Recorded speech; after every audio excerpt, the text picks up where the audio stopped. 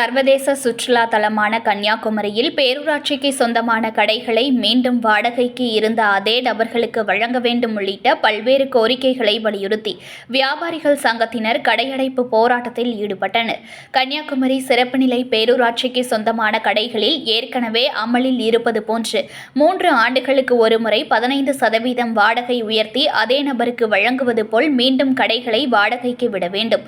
பொது ஏலத்திற்கு விடக்கூடாது என பேரூராட்சி நிர்வாகத்தை கேட்டும் மாவட்ட கலெக்டர் தலைமையில் வணிகர்கள் குறைதீர்க்கும் கூட்டம் நடத்த மாவட்ட நிர்வாகத்தை கேட்டும் கன்னியாகுமரியில் திருவள்ளுவர் சிலை வெள்ளி விழாவின் போது காந்தி மண்டபம் முன்பு இருந்த முக்கோண பூங்கா சீரமைக்கப்பட்டு சுற்றுலா பயணிகளை கவரும் இடமாக மாற்றப்பட்டது.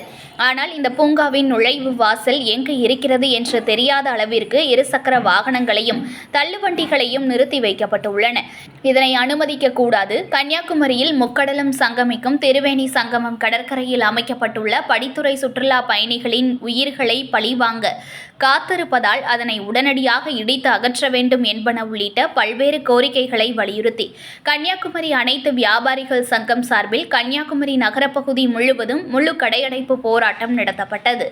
கன்னியாகுமரியில் பல ஆண்டுகளாக சுமார் 200-300 வியாபாரிகள் கன்னியாகுமரி சிறப்பு நிலை பேரூராட்சிக்குட்பட்ட கடையில் இதுவரை வாடகை பாக்கி இல்லாமல் 3 ஆண்டுகளுக்கு ஒரு முறை 15% வாடகை உயர்வு பண்ணி எந்தவித பாக்கி இல்லாமல் நாங்கள் செலுத்தி வருகிறோம். இப்போ ஒரு 10 நாட்களுக்கு முன்னால் கன்னியாகுமரி சிறப்பு நிலை பேராட்சி மன்றத்தில் இருந்து உங்கள் கடைகளை எல்லாம் நாங்கள் பொது இடத்தில் விட போகிறோம் என்று எங்களிடம் கூறினார்கள்.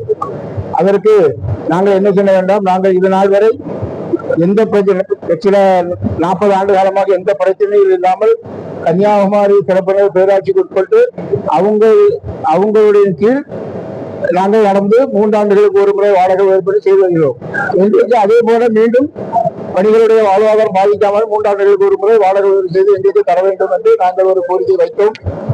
அது இன்று அதை ஒட்டுமொத்த கன்னியாகுமரி அனைத்து வியாபாரி சங்கம் இன்று ஒரு ஆலோசனை கூட்டம் நடைபெறுகிறது. அந்த கூட்டத்தில் நாங்கள் என்னென்ன தீர்மானம் நிறைவேற்றி மாண்புமிகு தமிழ்நாடு முதலமைச்சர் அமைச்சர் அவருடைய கவனத்திற்கும் உள்ளாட்சித்துறை அமைச்சர் அவருடைய கவனத்திற்கும் மாவட்ட ஆட்சித்தலைவர் அவருடைய கவனத்திற்கும் கொண்டு செல்ல நாங்கள் இருக்கிறோம். இதுதான் எங்களோட முக்கியமான நாங்கள் இருக்கக்கூடிய அதே வியாபாரிகளுக்கு மீண்டும் கடைகள் தரப்படும். எங்களுடைய கோரிக்கை என்னாலும் முக்கியமான கோரிக்கை, நாங்கள் இதுவரை வியாபாரம் செய்து கொண்டிருக்கக்கூடிய வியாபாரிகளுக்கு மீண்டும் அந்த கடைகளுக்கு 3 ஆண்டுகளுக்கு ஒரு முறை வாடகை உயர்வு எங்களுக்கு தர வேண்டும் என்கிற கோரிக்கை.